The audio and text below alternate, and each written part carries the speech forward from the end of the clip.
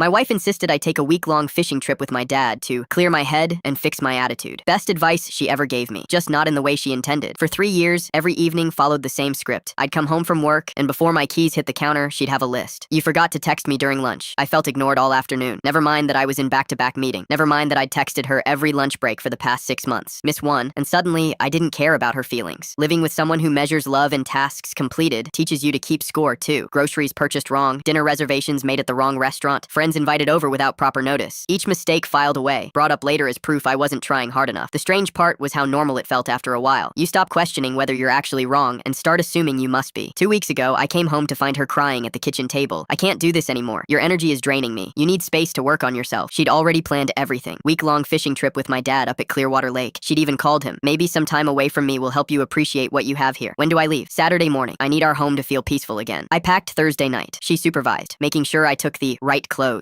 Standing in our bedroom, watching her fold my shirts the way she preferred, something felt off. This wasn't her being generous. This was her hitting the reset button on me. Saturday morning, she handed me a travel mug. Really think about what kind of husband you want to be. Things need to change. Dad picked me up at 6 a.m. Didn't say much for the first hour. Around hour 2, he finally spoke. Your mother and I were talking. This was Vanessa's idea. She thinks I need to work on myself. He was quiet for a long moment. And what do you think you need to work on? The question sat between us for miles, because I'd stopped asking myself that question. The cabin had no cell service. 5 days of fishing, cards, and whiskey by the fire. Dad didn't push, just let me talk when I was ready. Told him everything. The constant corrections, the emotional scorecards, the feeling that nothing I did was ever quite right. Wednesday night, after I finished explaining how she'd rearranged my tools in the garage because my system didn't make sense, Dad set down his drink. Son, when's the last time you felt happy at home? I couldn't remember. When's the last time she said she was proud of you or thanked you without adding what you should have done differently? The silence gave him his answer. I never once dreaded going home to your mother. If you're dreading home, something's broken that fishing trips won't fix. Thursday morning, I drove into town where I had service. 2 calls. First to Blackwell and Associates. Second to my buddy Connor, who owed me a favor. By Friday, I'd signed a retainer agreement, opened a separate account, and had Connor's spare room confirmed. Sunday morning, I pulled into our driveway. She was waiting on the porch with that careful smile she used when she wanted something. Welcome back. You look rested. Did you have time to think? I did. A lot. She led me inside, sat me down. She'd made my favorite dinner. The whole performance was ready. I really hope this week helped you see things clearly. I've been thinking too, about what I need from you going forward. She pulled out her phone, notes app open. I made a list, things we should work on together. I slid the folder across the table. What's this? Divorce papers. You were right. I needed time away to see things clearly. Her face went blank. This is a joke. I spent 5 days with my dad, talked about our marriage, realized I haven't been happy in years, and you've spent those years telling me that's my fault. You're divorcing me because your father doesn't understand our relationship? I'm divorcing you because I finally remembered what it feels like to not apologize for breathing wrong. Name one thing I've done this year that you said was good enough without adding corrections. She opened her mouth, closed it. I push you because I want you to be better. Better for you. Never asked what would make me happy. We can fix this. I don't want to fix this. 2 months later, the divorce was final.